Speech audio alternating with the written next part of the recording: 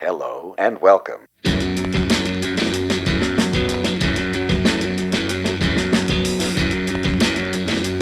Yeah, you could be our new our slate guy.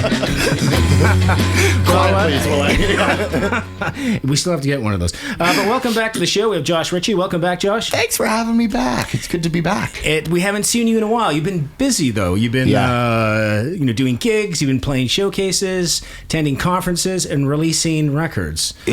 And you're also playing with your father. Yes. Okay, so where do you want to start? The Odyssey. Why don't you tell us about when you released your record? That came out when? That came out October right. 17th with you guys. This is our first time being like coworkers on the podcast. Yeah. It was a wild ride because it was right like in the middle of an FMO. That's right. And there was too many things, like at every FMO, there's too many things to see and too many things to do. So yeah, and we made terrible flyers with no information on it, like a really nice picture, but like none of the like, this is where you can get it. So you know, we printed those off for no reason, but they looked really pretty, flung around the hotel. But yeah, and then ever since, haven't been going about much because of the winter and like where I live, winter is legit. Yeah. And you're up in the Bruce Peninsula. Yeah. Okay, right. So yeah, I this is kind of my first time outside since like November. So that's nice. Right. But yeah, playing. What are we playing this summer? What can I say? I don't know what I'm allowed to announce yet. What do you have contracted? Yeah. What do you have contracted? How about we'll that? Be live from the Rock. Okay. For my first time up there, that'll be pretty fun. What else am I doing? Can I say that? Yeah, you can. Okay, yeah. The Thunder Bay concert series. That's right, okay. Yeah, that'll be on the way up. That'll be really cool. I'm excited about that. That's awesome. And I'm probably not allowed to say this either, but they said I'm opening for somebody cool. Okay. That I don't know who it is, but all right. I'm excited to find out. Well, that should be awesome. It will be someone cool. Yeah. I'm excited. And what else? Oh my God, I'm totally drawn. Oh, there's a Collingwood concert series in the summer, and that'll be fun. That's a full bander. I don't get to do as much full band this year, as unfortunately. Oh, okay. And that's just the way the cookie crumbles and the budgets work out. The checkbook crumbles, I guess. But yeah, so not as much full band. So it'll be nice to be loud again. Like we've been doing so much acoustic, so much stripped back, which is nice. Sure. But it's not quite as... But it doesn't really quite hit serve you in the face. Songs, you feel. Yeah. And that's the thing about this album. I definitely, like we were just talking about analog versus digital recording, I definitely pushed the limits of digital in using all the tracks that I could. Okay. Like there are so many more tracks on the cutting room floor than made it in the songs, and there's still a lot of tracks in the songs. Yeah. But yeah. Feels good to get that album out. Like it had been a long time coming, right, and it was dealing with a lot of like real stuff that I wanted out of me and into the world. So it was nice to do it with you guys. So it's like a cathartic release, getting release, getting it out there, out with the old, in with the new, Yeah. So I'll assume that you're working on new stuff right now.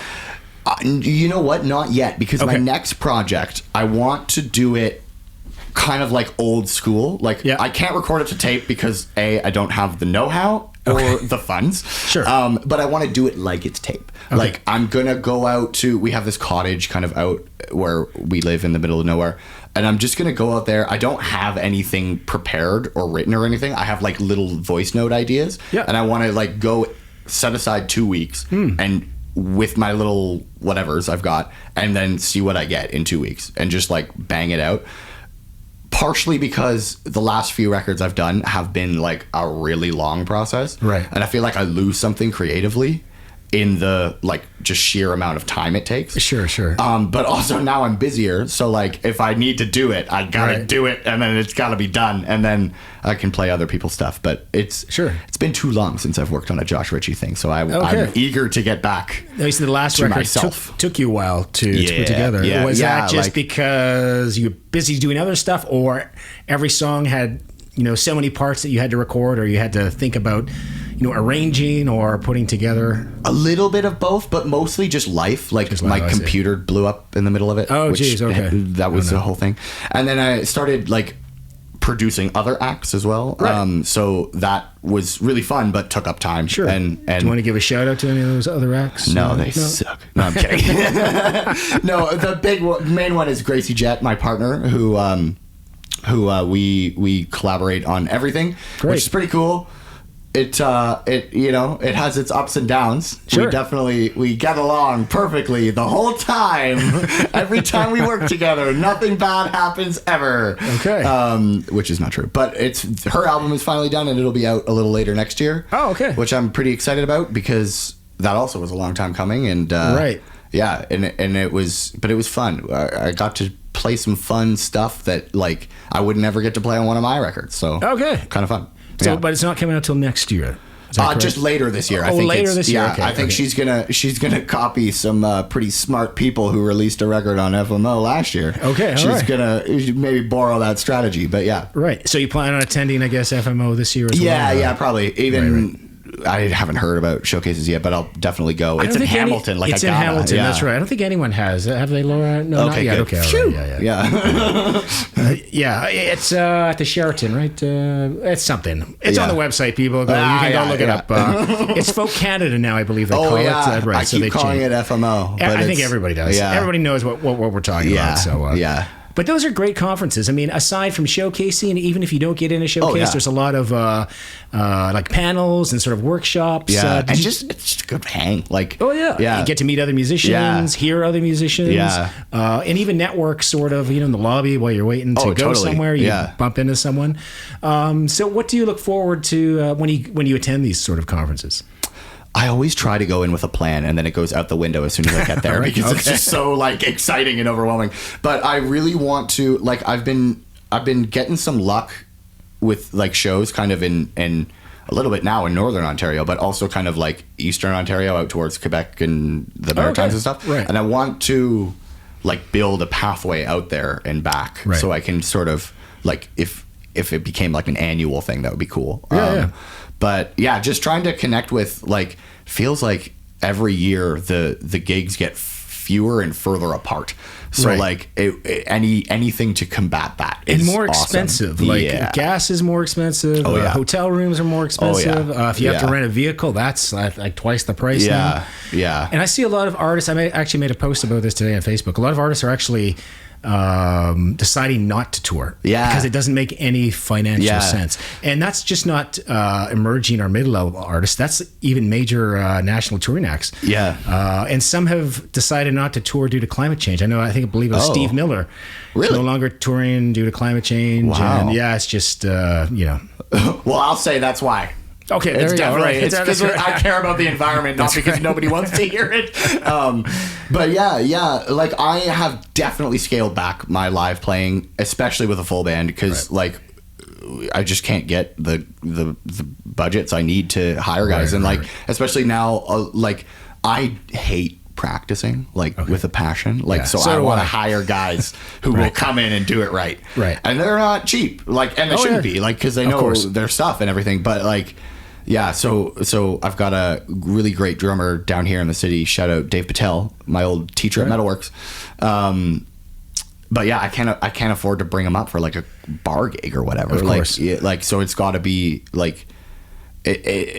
Some people say it'll help me in the long run because I'm like raising the kind of like echelon of thing that I'm playing. Yes. But it certainly doesn't feel like that when you go on social media and you see everybody's big long tour dates lists and I have like 4 and but quality over quantity and do what you can. But even those long tour dates, you don't know if they're making any money. Yeah, exactly. I would say, again, I haven't done an academic study, but I would say a lot of artists, maybe half or more, are actually losing money. Oh I've been one of them. And I can even name. I won't name names, but I mean people that you will know that are famous. They're losing money. Yeah. Wow. Yeah.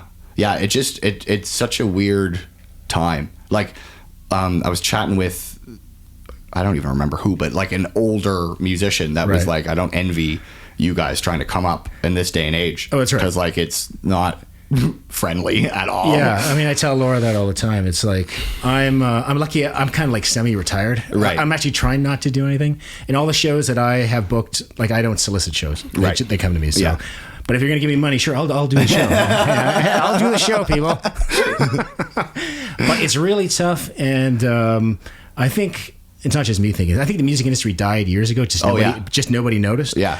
Especially when we have things like Spotify and other outlets that don't actually pay any artist really any money. And they don't like value the art form. Even. That's right. Like I will have always said, like, a lot of people ask me like what's like the biggest thing in your way or something, and it's like nobody listens to records, and I make music that you have to put on the record and listen to it to like fully appreciate it. It's not like you're not going to throw it on in the background of a dinner party unless you want to have like the saddest dinner party of all time. But I feel like as a society or a culture or whatever, we miss the act of just like music being its own thing. It's always just a background thing. Like, that's right. I don't know, like my friends growing up that weren't in music, they didn't see music as anything else but like something that's on in the background. Or like like we even had this media studies class in my terrible high school that did the history of popular music. Okay. And we didn't talk about the Beatles. We didn't talk about the Stones. What did you talk about? We didn't talk about Led Zeppelin. We talked a lot about Wilco for some reason. Like, I guess the teacher was big into Wilco. Because, that's probably it. Like, we spent like 2 months on Wilco, but never mentioned like Paul McCartney. And it was like, this feels wrong. You know, like, a question to ask is, who was Wilco influenced by? And then maybe that's how you get to those answers, right? Yeah. But it seems like these days, music is just content. It's just content on social media. Totally. It's disposable. People have very little attention spans. If you don't get to the hook within the first 30 seconds, they're going to shut it off or hit skip or whatever. Oh, yeah. Like, I hear so many songs on the radio that are shorter than my guitar solos. It's like, I don't even know how you do that. Like, that's right. It seems odd. I'm not sure where the music industry is headed, but I think there'll always be a niche market, if we can call it that, for real music, non-AI, real musicians playing live off the floor. I think there will always be a market for that, no matter how small it gets. And I think maybe in the future, once people get tired of technology and AI and whatever they're into now, their reels and stuff, that they'll come back to real music, because that'll be a premium, like Rolex watches or something. It'll be a premium sort of product. Yeah. I hope so. I feel like every once in a while we start to see like a sign that might be the case, like, or it might be starting. Like, I was just reading this whole thing about like major stadium touring acts aren't filling things anymore. It's like, called Blue Dot Fever. Yeah, exactly. Yeah. And like, that was like, at first I was like, oh man, nobody respects music anymore. They're not buying any tickets. But then I was like, hang on, this might actually, in a kind of roundabout way, benefit us smaller. Because like, you can't afford $400 to see Taylor Swift pretend to sing. That's right. You can spend $20 to hear us sing for real. That's right. You know, no offense, Taylor. I know you're listening, but yeah. That's right. So it's probably, I don't know, a combination of people feeling the financial strain. Yeah. The economy, as well as I think people are overstimulated. People have low attention spans. And people are working like more than 40 hours a week. And by the time the weekend comes, I don't have the energy to go see a show. Right? And we are kind of like we're a cottage culture. You know, we like to sit on the deck and sip something leisurely, and we're like, it's not like I know in the UK everyone goes out all the time. Right. Like, you after work you go to the pub. And like, there's something in the pub. There's a pub quiz. There's a band. There's whatever. We don't really do that here. Like, but they start their evenings earlier. I noticed when we were in Manchester. Awesome. They start like at 6 or 7. Yeah. The show's done by 9 or 10. You go home and then you start your day again and do that routine. Right? They've got it figured out. And like, here we don't start shows till like 9 or 10. Like, on Tuesday, I'm not going at 9 or 10 o'clock. Come on. Yeah, exactly.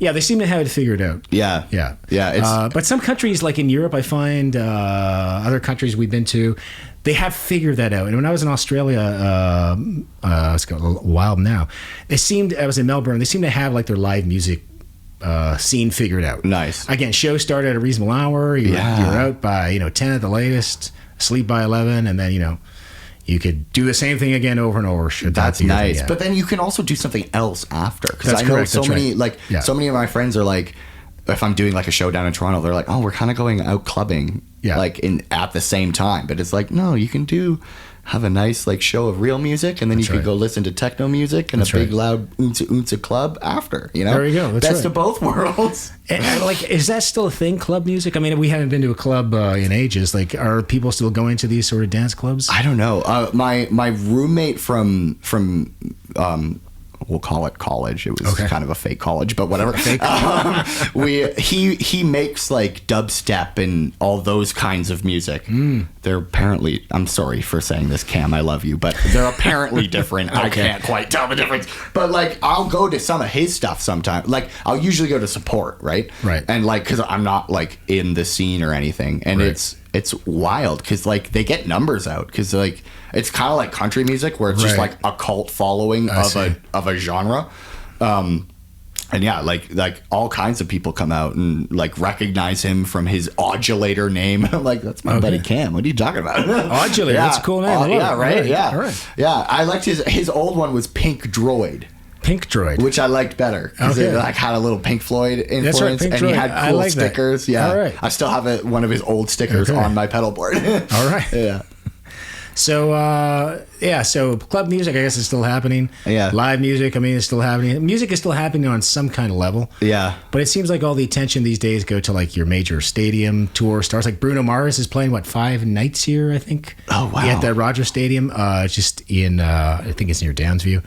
Wow. And the residents up there are complaining because it's loud, and I guess it's in a residential neighborhood. I've never actually been up there for a show. Seems like a pain in the butt to get up to, but But yeah, so all these big shows are happening, and I see smaller venues that are closing, and even like these concert series that used to be up, like say on the Northern Ontario route or house concerts, those seem to be closing down because the older people are retiring or dying, and the younger people don't seem interested in taking that over. Yeah. Do you have any theories as to why the youth doesn't want to present live music? I know that, like, because I'm a producer and I work with, especially right now in my career, a lot of like emerging, like just starting off artists. Right. And like, it's kind of interesting because you get to see like where the kind of like gaps in general knowledge of like people pursuing the arts are. Right. And that's the biggest thing for me is like nobody had ever heard of a house concert. Right. And it was like, these are like low-key the best because you make all the money. That's right. And you get a place to stay. And you usually get pretty good food out of it too. Like it's freeloader's dream. It is. It totally is. That's right. And actually, Gracie just did a really great house concert in kind of the Ottawa area. Oh, okay. I can't remember anybody's name involved, of course, but but it was great. Like she sold like 50 odd tickets in a place she'd never been before. Wow. And like made a bunch of money, and we had a pretty decent like little mini tour thing. Like and that was awesome. But like the other thing I've noticed about like smaller venue house concerts things is like bigger acts are getting them now if they're not closed down. Right. And there isn't really room to be like, hey, can I take a punt at your venue and like see who comes, and then like in 3 months we do it again and hopefully a few more people come, and like so on. Like that's how I grew up understanding how to build audiences. That's right. Like, and that isn't like a thing anymore. Like they want proof that you'll bring people before you've ever been there yourself, which doesn't really make any sense to me personally, but like no, you're right. So I've noticed a lot of that too, like not just closing down but like changing business models to like I don't know, like not necessarily prey on musicians, but sort of like they want to. It's no longer a relationship. It feels a little bit more predatory. At least that when I was a kid and venues were like, hey, what do you need when you come through town? Instead of like, we will let you stop here. Maybe. It seems like a lot of things have changed because now even in the last decade, it's even started before that. There was pay to play. Yeah. If you want to come to this venue, well, you got to pay us. Well, yeah. Here's the fee. Well, yeah. I've had a couple of those over the years. Okay. Like where, I mean, I didn't follow through with them, but like a venue that looks reputable and like has like good names and stuff and good contacts, and then you get there and it'll be like, it'll be $2,000 down payment to do your show, and it's like, that's right. Why? Like what? Like. Yeah, it seems like you said, there are predatory sort of people and organizations out there, and it's hard for emerging artists to know, who's honest and who's going to help you. Right? So how do you sort of navigate these sort of waters? It sounds like you're kind of finding your way by. Yeah, it's honestly trial and error, having good people around you that like can give you good advice, like a nice Thunder Bay concert series, or like I've got, because my dad growing up was doing this, so I've got enough contacts to kind of like something I always say to Gracie, who's newer in the music thing, is she'll always like try to do it herself and find the new guitar player or find the new drummer or whatever she needs. And I'm like, no, you ask people you know. That's right. Because then you know you're not going to get a crazy person. That's right. And like, just having like a community of people you can rely on to like get those contacts is all I've figured out thus far on how to kind of like keep yourself on a good path. Right. But yeah, it's hard. Like every other day I'm like, I probably should be doing this instead of this, or and then the next day I'm like, oh no, I should be doing that instead of it. Like it's impossible to know, especially like in an era where like somebody can post like a reel that has nothing to do with music, and then they get famous because of it, and then everybody listens to their music, but because they were funny on Instagram, not because they know what they're doing. Like it's so like it's hard to find like home base because there's like no ground under you. There's no like nothing is real anymore. It's a free fall. Yeah, literally. It literally is. Yeah, with no parachute. Yeah. And God knows what's down at the bottom. Yeah, is exactly. it water? Is it ground? Yeah. Who knows? I hope it's weed. That's right. Yeah. So speaking of your father, you're playing with him, your dad in Tanglefoot. Yeah. And now they're it's like a reunion tour. Yeah, like a reunion tour-ish. I like. What constitutes a tour anymore these days, really? Because it's kind of like one-offs, like little, little runs out to places. I know tonight we're doing Hughes Room in Toronto. The next one is in Bancroft, at their little village playhouse kind of thing. Okay. And then there's more after that, and I don't remember when or where they are. But it's kind of nice. I just get to show up and do what I'm told. Like I don't have to think really that hard. but Tanglefoot and you, Josh Ritchie, are playing at Live from the Rock. Yeah, Live from the Rock this summer. And that is when? August? That is August 7th to 9th, I believe. Okay, and that's in Red Rock, Ontario. Yeah, way up. Have you ever been up there before? No. No, it's actually quite beautiful. No, I've been to Thunder Bay, I think is the closest I've been, but I was like 5, and I don't really remember anything. Yeah. But yeah, it'll be my first time driving up there too, which will be kind of it will bring back. I have a very I think it's not an insane fear of moose, but other people I drive with might disagree. I've been known to. We were coming back from Fredericton a couple summers ago, just Gracie and I in the car, and it was dark, and we had to be back in Ontario like as soon as possible for like the next show. So we were like driving through the night, like Red Bull and sour skittling it just to stay awake.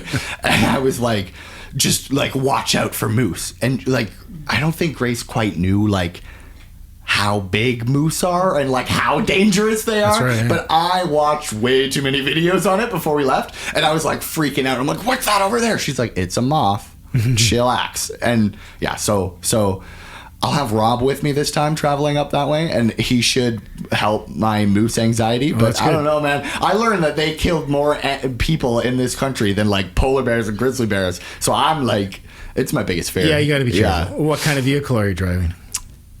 I don't know. It depends on which one's functioning at the time. Okay. Yeah. It's been a heavy winter up in the Grey Bruce for poor vehicles. We've had to send them all away for various times to get fixed. Right. I'm just thinking higher the vehicle. Right. Yeah. The safety. You don't want, because the thing with the moose is that they're so tall. Yeah. So if a car hits it, it hits the legs and then the rest of the body. Right on your head. Yeah. Yeah, exactly. I know.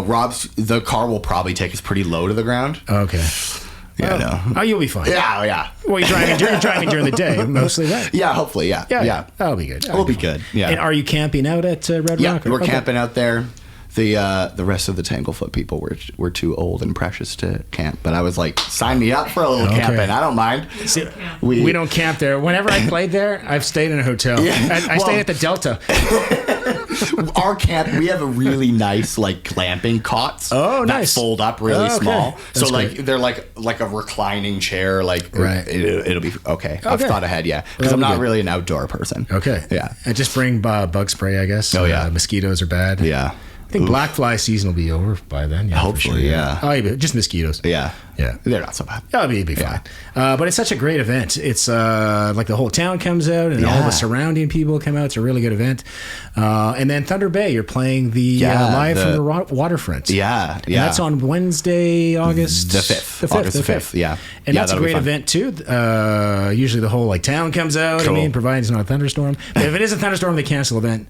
You still get paid anyways. Awesome. It's right down on the waterfront. Beautiful scenery. You get to see the Sleeping Giant. Nice. And there's a wonderful little park there as well. Cool. Yeah, it'll be fun. Yeah, I'm excited. Yeah. Thunder Bay is an interesting town. Just be careful, I guess, where you go in the evenings. Well, I'll tell you more off camera. I don't want to be blackmailed. The mayor will call me like, "Why do you keep tugging?" No, it's sure fine. It's. I don't mind throwing my town under the bus. I'm sure it's better than Owen Sound. Like we had in our small little Owen Sound town, we had a stabbing the other day, which is big news. Oh, and everyone was. It's not big news. Yeah. No, it's not big news. Yeah, it was. It's not the nicest place, but well, I mean, I'm just kidding. It's great. Owen Sound is awesome. I think a lot of these towns have challenges. Like over the years, I've watched towns like that size, Owen Sound, even Thunder Bay. Thunder Bay's like 100,000, 110,000. Oh, that's and way a lot bigger. of those towns seem to have gone downhill. Yeah. For whatever reason, loss of industry or whatever the business was, and people get depressed and God knows what else, right? Yeah. In Owen Sound, we're sort of like unfortunate because I mean it's a beautiful area. Like it doesn't necessarily have to be the way it is. Sure. But I guess my partner Gracie works in healthcare and has worked in the psych unit and everything, and she's told me that it's like the end of the line, like for like moving people with troubles on. So we just sort of get the most troubled. And we don't necessarily have a council that wants to acknowledge that. Okay. So we spend a lot of money beautifying the downtown and not a lot of money on things that matter. Okay. Yeah. So, well, that's too bad. Yeah. What can you do, though? Well, that seems to be the way, though, right? I mean, very little money spent on, health care, especially mental health care. Yeah. It seems like the government always has different priorities other than the people that they're supposed to serve. Yeah, it's such a weird time. Like I never really thought like.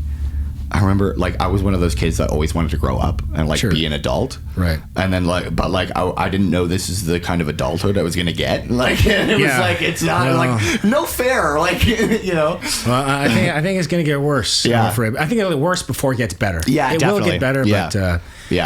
So after Thunder Bay and after Red Rock, then what's next on the tour docket, or is that it for the season?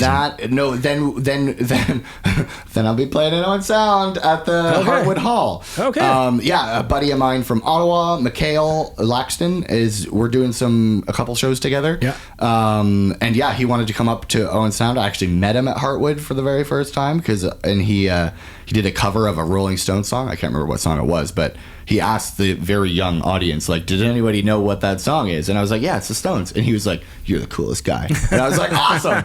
That's literally how we became friends. Right on. And we're going to do something like that. Hartwood's always a really cool venue. It's like this really great. A cool venue. It's awesome. Yeah, you can't go wrong. Okay. It's just like if I'm to go out for a night out in Owen Sound, it's the only place you can go. Like it's awesome. And how big is the venue? How many people does it hold? It's a good question. I think it's probably high 100s, maybe 200-ish, something around there. You can jam a lot of people in there. Okay.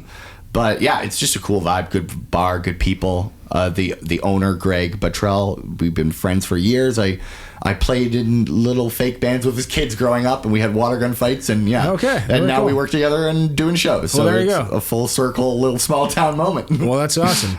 And then you mentioned Gracie's album's coming out this fall. Yeah. And you're going to do a release show for that as well? Yeah, so same venue, because it's kind of the only one I know. Sure, but so she's going to do a release show. I'm her drummer now. Oh, okay. I've graduated from guitar player to drummer. That sounds more like a demotion. Yeah, it might be a demotion, to be honest. Yeah. I don't get notes anymore. I just get to hit shit. Okay. But yeah, so that's one of those things, kind of like this Tanglefoot thing, where I was like, yeah, I can do that. Sure. And then I'll actually figure out if I can later. All right. But I used to be a drummer in a past life, so I figured I can. Yeah. I'm playing stuff I made up. I drummed on the album, That's right. Yeah. It should be okay. Yeah, and it sounds good. The drums sound good on there. Oh, thank you. Yeah. Thank you. Yeah. And you recorded all those in your space. Okay. Yeah. Well, I mean, and then sample replaced a lot of the time. But, yeah. All right. But got the feel anyway. Got the feel. And her whole record was recorded in my little abode up in Wyerton. Okay. And we just sort of chipped away at it over like a long kind of period of time. Like it's interesting working with Gracie because like I've never really worked with a songwriter that is as like prolific as her. Like it's like she's busting out new songs like every 2 weeks, and it's like actually hard to keep up with her because like she's kind of self-taught and a little bit limited like vocabulary music wise. Like we have to shape stuff and massage stuff and like just to make sure that we use different chords and things like that. So it's the most hands-on of a project I've ever done besides myself. And like I think that's sometimes why I get a little overboard, because I care about it almost as much as my own stuff. But yeah, it's been really fun to do another record. Like I haven't ever made a record or like a whole record for another person before, so that was fun and like kind of scary and exciting all at the same time. And yeah, just to make sure that she's happy with what I did and she doesn't hate it and it's not too. Oh, that sounds like it's going well so far. Yeah, it's fun. Yeah, we have fun doing it most of the time. And what's it like working with your partner, both in life and business? It's nice because you know you've got somebody who has your back, and like it's the silly everyday life logistic stuff that's really easy, but like the creative side of it there's some friction sometimes. But it's all it comes from a place of just wanting what's best for the songs, but of course, like and different like sort of lenses of looking at it. Like Gracie's very focused on herself in the song and her vocal and everything.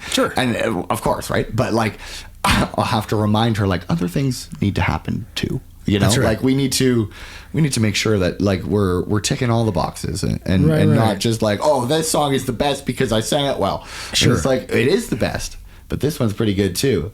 We can't ignore that either. I remember there's a pretty, I don't think she'll mind me saying this, but no, she shouldn't. But we were just finishing up the song, the albums, and just finishing up the mixes and stuff, and she has this one song called Bad One Baby. It's kind of like a folk rocky Fleetwood Mac kind of vibe, and it's nice and short, and it's got a good hook and a good chorus and everything, and I'm like, yeah, okay, we've got a commercial focal point here. And I send her the mix, and I was like, not to toot my own horn, but I nailed it, and I was like feeling really good about it, and she's like, no, we have to cut this song. I'm like, from the whole album? And she's like, yeah, I just can't stand it. And I don't remember what it was, but there was some like little mix thing that she didn't like it was like too much reverb on a vocal or something like that.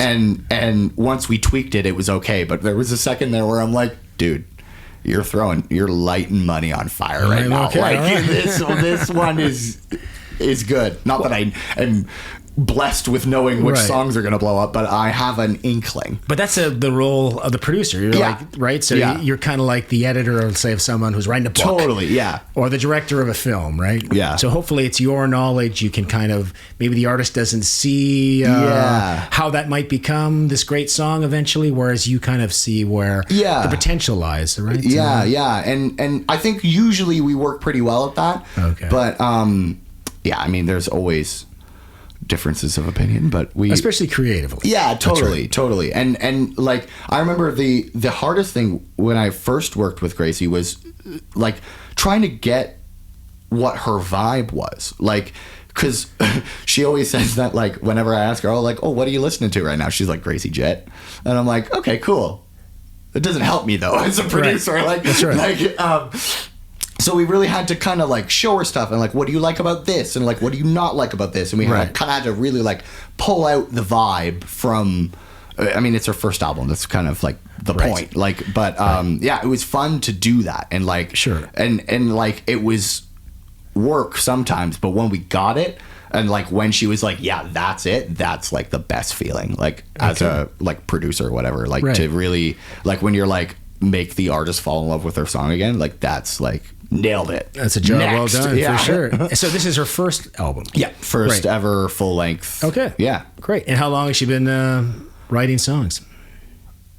Oh, that's a good question. Longer than get her on the podcast. Yeah. I'm asking this guy all the questions. You know what? That's right. Get her down. So it's been years, decades. It's got to be years. At least longer than I've known her anyways. But the project's called Smile. Oh, nice. And the title track is a beautiful little tune about her family moving from England to here. Oh, wow, from England. Okay. Yeah, and it's probably my favorite song on the album, and I didn't play on it. Oh, you didn't? Yeah. Okay. It's just her and Rob live off the floor. Really? Yeah, oh, wow. Okay. Which is pretty cool. Like, I've never actually tracked a song like that before. Yeah.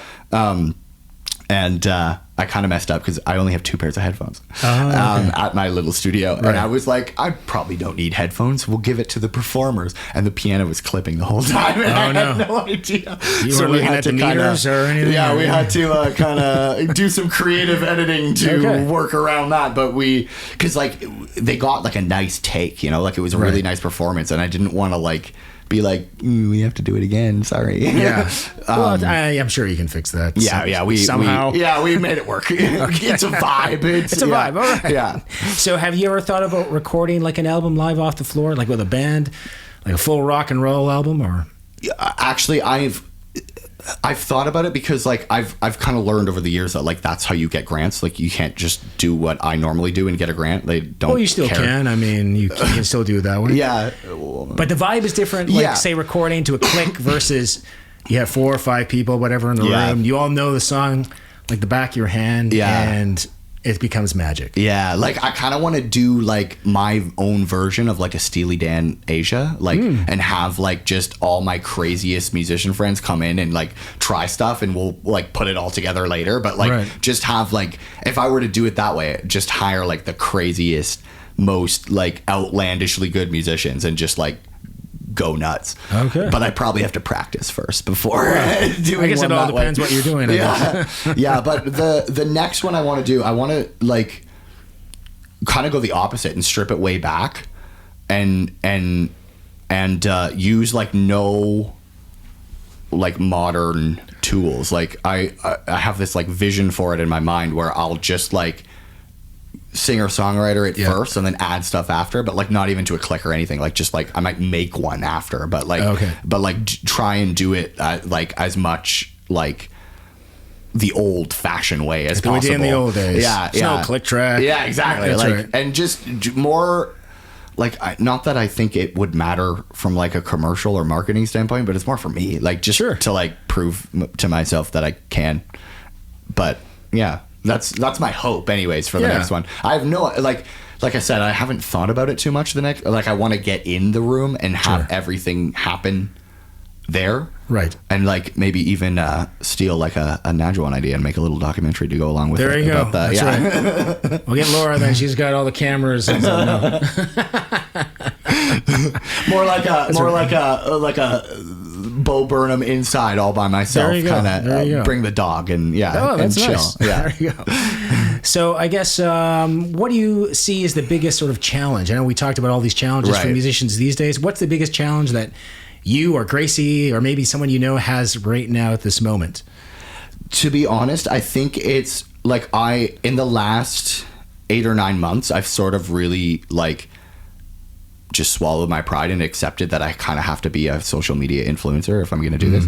And like, I'm learning to find the joy in that, but it's definitely that, like, because I don't really want to do a little dance on the Instagram to sell my song, but like, then I see somebody doing a little dance on the Instagram to sell their song and 1 million people like their song. So like I'm kind of accepting that's I'm going to have to find my own voice in that platform. Right. But it's finding the time to do that is a bit of a nightmare, especially because like I kind of suck at it and I need Grace's help, but like she's also a full-time nurse and has her own stuff going on, and like so navigating that kind of side of things is like, when it works I see results, which is awesome, but it's kind of trying to figure out how I can streamline that process and not want to like bash my head against the wall while I do it.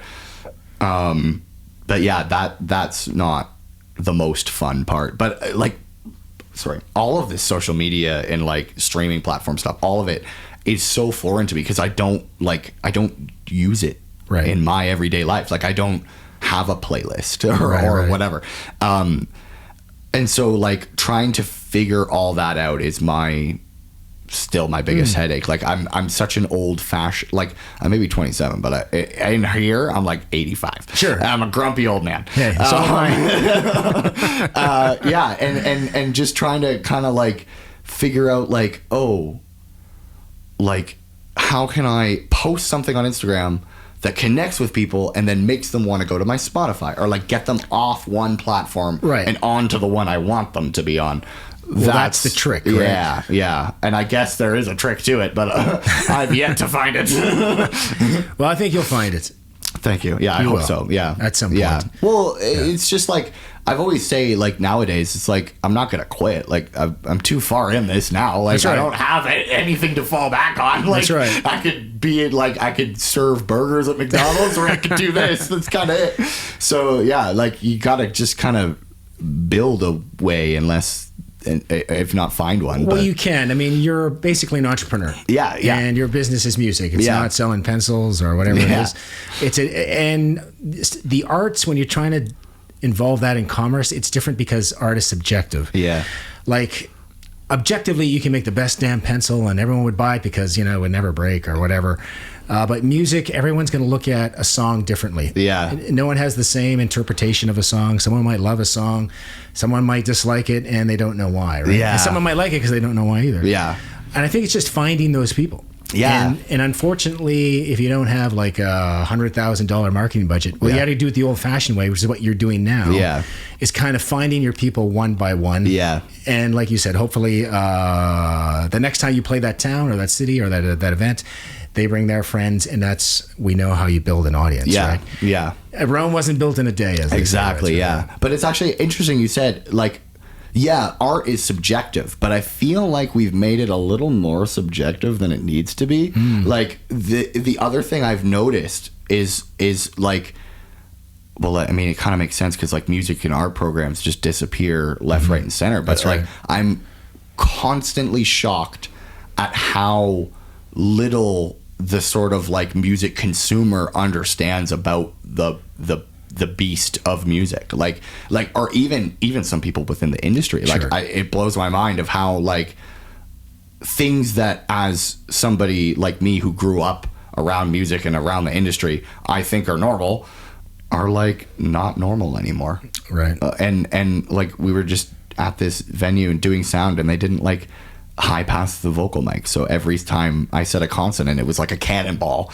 And I was like, how do you not, like, that's fairly 101 kind of, like, live mixing. But you know what, I find that whether it's the music industry or anything else, people don't know how to do their job anymore. That's probably true. I find that and again, I didn't do a study on this is my own speculative theories, and I think during COVID we graduated a lot of people that probably shouldn't have passed because no one was going to school. There's no proper testing. And now those people are in the workforce. That doesn't explain every situation, but I think it explains some of them. It's definitely, like, actually, Gracie's noticed that in nursing too. Like, there's been a lot of, like, people who were fast tracked that definitely shouldn't have been fast tracked, but like, needs must, like, that's right. Like, but there's definitely something to that too. Like, it does feel like we're a very loud culture, but not necessarily the most educated. We just kind of like to yell stuff and see what sticks. That's right. Well, there's a lot of the Dunning-Kruger effect out there too. Like, it's always the loudest people that seem the most confident. But usually they don't know anything. They're just regurgitating someone else's idea, someone else's thought. And then when you ask them more questions about it, they're unable to answer because it's not their own original idea. So they can't expand on it. Right? So these are weird times. It is. Weird times. It's but you know weird. What? There's an album's worth of material in there. Right? There you go. Yeah. That's right. We should do that. We should record a duo record. All that'd be about fun. modern times. Oh, that'd be live good. Off the floor. You know what? We'll set it up, eh, Laura? We'll look into that. Let's do it. That's right. Yeah. I mean, Laura's already got too many things to do. So we're coming up to the end of the show. So any advice to musicians that are just starting out, or say they're watching this and, like, they're getting scared, like, oh my God, like, this guy's got all these problems. Is this something I want to do as a career? What do you say to them? My biggest advice is, it depends, I guess. Like, if you love music but don't need to make music, maybe just stick with loving it. Like, like if I would find it hard to do this if I didn't have something to say. You know what I mean? Like, like, I feel like I need to do this more than I want to, especially nowadays. Right. But, like, if you are a fan, if music is something that just brings you joy, it might actually not be for you. Like, you know what? You have to be able to hate it and still want to do it, because like it's gonna suck more than it's not gonna suck.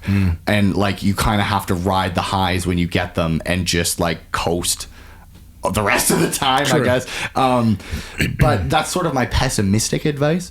But like my creative advice is always like, find something you love and don't be afraid to fail to emulate it, because that's where you find yourself, you know. Like the sort of like guitar player stock example is like Joe Bonamassa, absolute monster player, but he kind of figured out how to sound exactly like who his influences were. Right. And it's not that it's not amazing stuff, but it's not maybe as broadly like known. Sure. Whereas like John Mayer, same influences, but he kind of messed up trying to sound like them, and he found John Mayer along the way, and like he's John Mayer. Like if you haven't heard of Joe Bonamassa's name, right, you've probably heard of John Mayer's. Right. Like it's that sort of like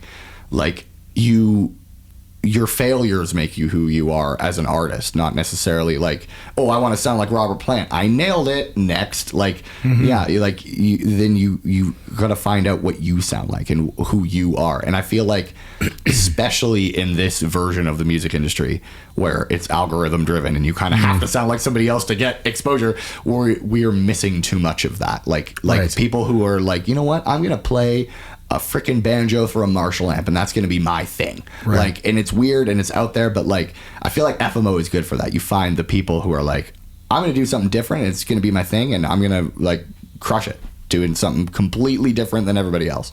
That's right on. Yeah. So how would you describe yourself? What's your elevator pitch for Josh Ritchie? So if people are watching, they might want to book you, or that's a really good question. What is it, Laura? We'll print it after the show tapes. We'll have it right. I need it like tattooed on my forehead so I don't forget. Yeah. Yeah. I never know how to describe myself though. Right. Like, because like the music I try and emulate, I also can't describe though. Like it's kind of like the bands that were like, oh, we're gonna throw in a little bit of jazz, but a little bit of classical, a little bit of rock and roll, a little bit of folk music, like, and it all kind of comes together to make U2 or Queen or whatever. Right. Like bands that don't sound like their genre is almost their band name. You know? Right. That's what I'm trying to do. Right. I feel though that I may start to lean into the folk side more, because it's easier to package. Right. And I'm in my old age now, at almost however old I am, I'm ready to play the game more. And if I have to put away my beautiful, beautiful electric guitars and not play my Marshall stacks, it'll hurt my heart. But I'll do it if it means I get to connect with more people, and like the things I want to say are getting across, because that's really, like, at the end of the day, that's what I care about, is like the content of the like words or whatever, I guess. Right. That's like, I need that to be heard more than like my chops. Right. So yeah, I've been thinking about like kind of leaning into the acoustic singer-songwriter-y side of stuff. Well, maybe that's your next record. Maybe. Yeah. I mean, you if that's okay with you guys. We don't care what you do, Josh. Okay. We love your music and we love you. So I think anything you write, I think will have such an authentic and creative flair to it that. Oh, thank you. Yeah, I think it'll appeal to people for sure. Cool. Yeah. Well, and I think that's your gift. Thank you. I hope so. I just kind of like it'll be nice to get back to create. Like it's been a long time of like learning other stuff, which is good, and it's like it expands your musicianship really nicely. But it'll be nice to just be in a nice like raw creative. I can do whatever I want and not have to worry about other people's opinions. Yeah, well, that's the way it should be. Yeah. Yeah. Well, right on. Well, thanks for coming down to the show. Thanks for having me. Yeah. And you have a show tonight, Hughes Room with Tanglefoot. And then when's the next Josh Ritchie show?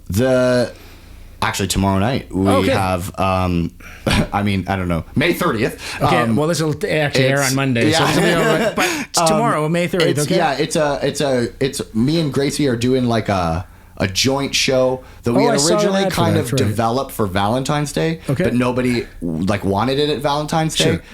So then now we kind of had to pivot a little bit to make it like a little bit less Valentine's Day, but it's basically like a story of how we work together and how we kind of met and everything that kind of happened since. So there's lots of stories about how nerdy we are. Okay. Lots there was something about Harry Potter. Lots of Harry Potter Lego. Right. Yeah, we both have Harry Potter tattoos. We're like, we always say like, if we weren't like good-looking people, we'd be the biggest nerds in the entire world. Well, that's so awesome. Okay, well, thanks again for coming down. Awesome. And social media, how can people find you? Josh Ritchie Music on all of them. Okay. All the ones. Josh Ritchie Music. All right. Yeah. All right, super. Thank you so much again. Thanks for having me. All right.